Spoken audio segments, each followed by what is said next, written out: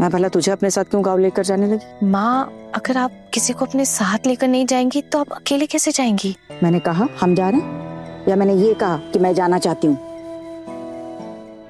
माँ, आज से ठीक 2 दिन बाद हम आपके गांव जाएंगे। क्या है 2 दिन बाद? कुछ नहीं माँ, बस कहा कि हम आपके साथ गांव जाएंगे। आप अपने साथ अपनी बहुओं को अपने गांव दिखाने लेकर जाएंगी। माँ, और आप भी तो कहीं नहीं निकलती है ना, आपका दिल नहीं दुखता अपने माँ पापा की याद में? और फिर अगर आप वहां जाएंगी तो आपकी भी पुरानी यादें ताजा हो जाएंगी माँ, आपको भी अच्छा लगेगा। प्लीज चलिए ना, प्लीज। अच्छा बस बस बस, अब नींद आ रही है मुझे, नींद के मारे आंखें फट रही है मेरी, सोने दे मुझे। तो फिर ये तय रहा माँ कि हम आपके गांव जाएंगे। मैं ना कल तीनों दीदियों को भी बता दूंगी। घर के काम से निकलकर बाहर की दुनिया देखने का मौका कहाँ मिलता है। अब अगर आप थोड़ी सांस लेने की इजाजत दे देंगी तो कितना अच्छा होगा माँ। अब मेरी माँ को ही देख लीजिए, कितना दम घुटता रहता है उनका वहां।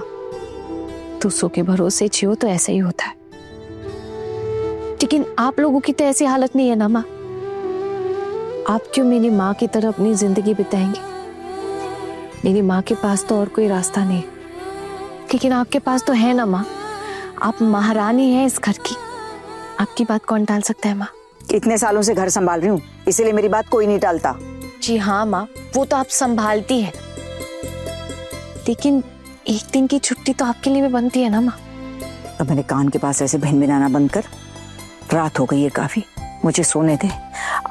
नींद के मारे आंखें फटी जा रही है मेरी। जी जी।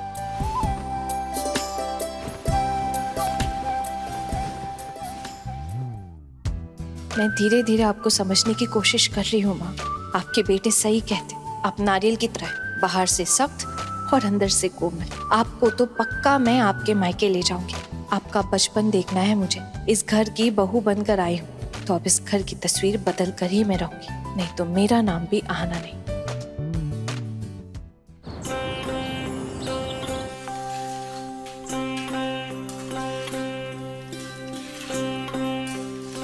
एक बात कहूँ आना, मुझे तो सच में बहुत मजा आ रहा है। इतना मजा तो जब इनके साथ जाती हूँ ना तब भी नहीं आता।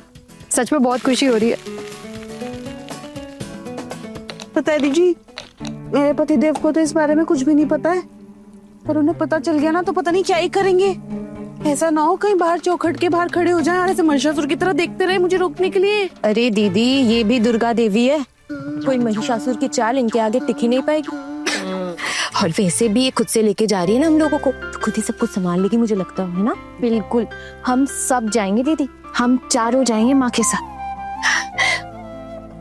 वैसे एक बात कहूँ दीदी, मिष्टी मिठाई और चुप में जाने की बहुत जिद कर रहे थे। अगर हम उन्हें भी साथ ले जा पाते तो। दिमाग तो नहीं खराब हो गया तेरा? उन लोगों को कैसे लेकर जा सकते हैं हम अपने साथ? बिल्कुल नहीं। क्यों, क्या दिक्कत है दीदी? देखा ना तूने ना घर की बच्चियों को बहुत ज्यादा सर पे चढ़ा लिया। अच्छी बात है कि मैंने सिर्फ सर पे चढ़ने दिया, पेड़ पर चढ़ने नहीं दिया।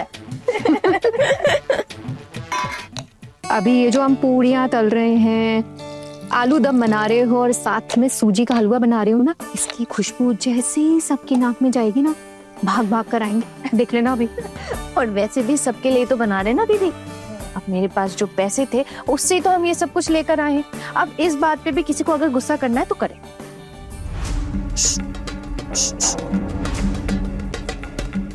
अरे ये सुबह सुबह पूरा घर घी की खुशबू से भर गया है, क्या हो रहा है? भाभी, भाभी आपको पता है रसोई में क्या हो रहा है? मैं तो अभी अभी अपने कमरे से आई हूँ, मुझे कैसे पता होगा? वैसे भाभी आप इतना तैयार होकर आई है, कहीं जा रही है क्या? जा रही हूँ। कहाँ जा रही है आप हमें बिना बताए? दीदी आप? भाभी आप अकेले कहीं मत जाइए, मंदिर जा रही ना दर्शन करने के लिए, मैं लेकर चलता हूँ आपको। नहीं नहीं देवर जी, साथ जाने की जरूरत नहीं है, मैं अपने जरूरी काम से निकल रही हूँ। अगर हम लोगों से पूछा तो हम क्या जवाब देंगे? हम ना कुछ नहीं बोलेंगे, मतलब देखते बड़ी माँ क्या कहती है। अगर ये भी कुछ नहीं बोली तो हम भी मुंह बंद रखेंगे। हाँ ठीक है। ऐसी कौन सी जगह जा रही है भाभी जो हमें नहीं बता सकती? आपको हर बात बतानी पड़ेगी? ऐसे कौन से शास्त्रों में लिखा है ठाकुर जी?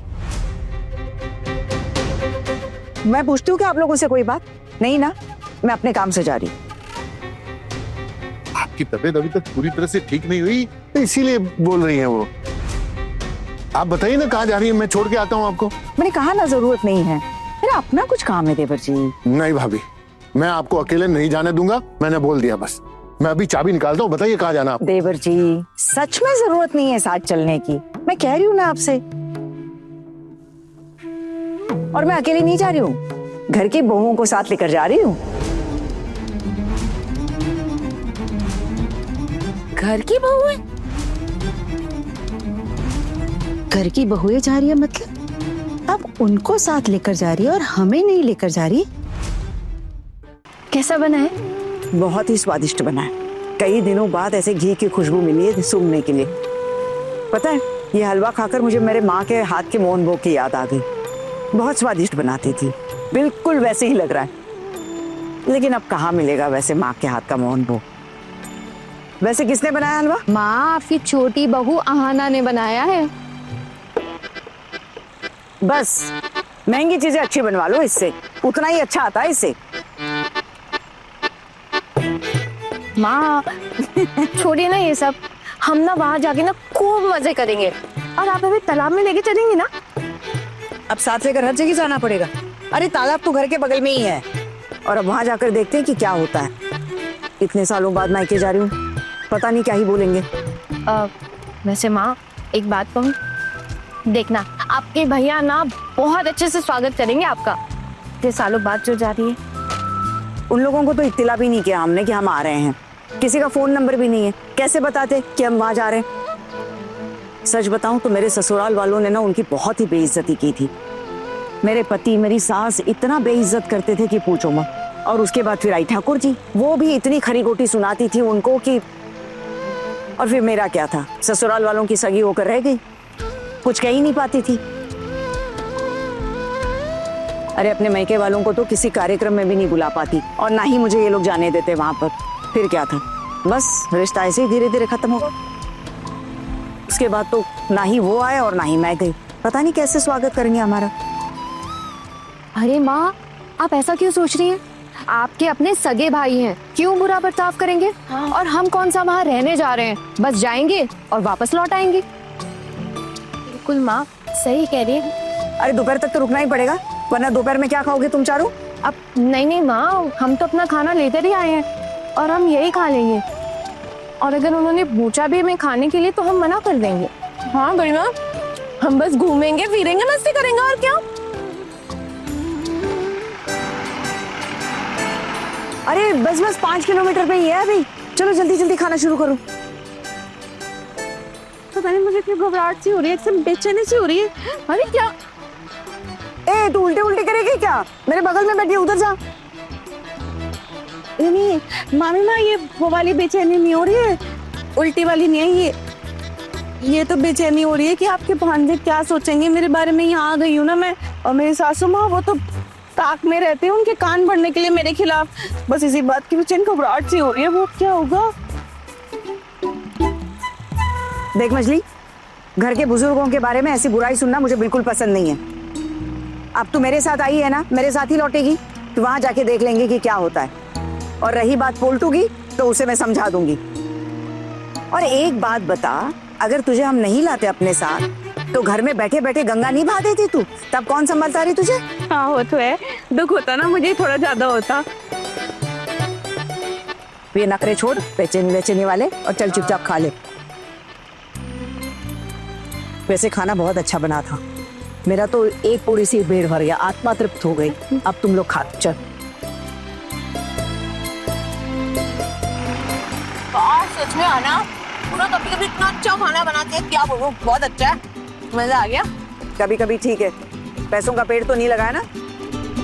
चलो खाओ, पेट भर के खाओ, और जल्दी जल्दी समेटो। अरे देख 2-2 किलोमीटर पे आ गया, चलो चलो।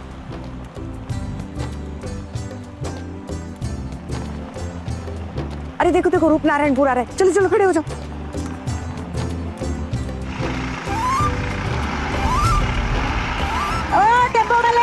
भैया अरे यही रोको यही रोको।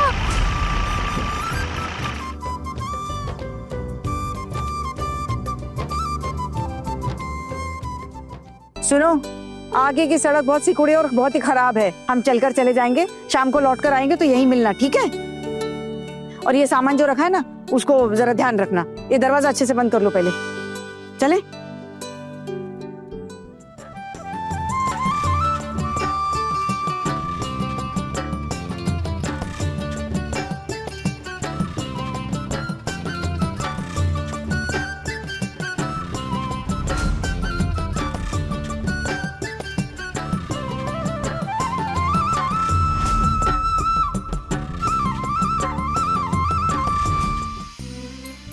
हारू, रोनो। अब माँ लगता है सब अंदर है। हाँ चलो अंदर चलते हैं, आओ।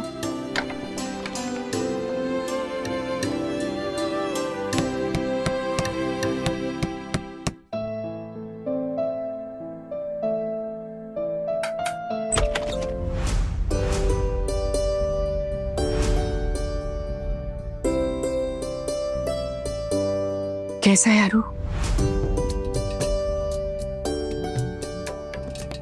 ये दीदी आप यहाँ अचानक क्या हो गया?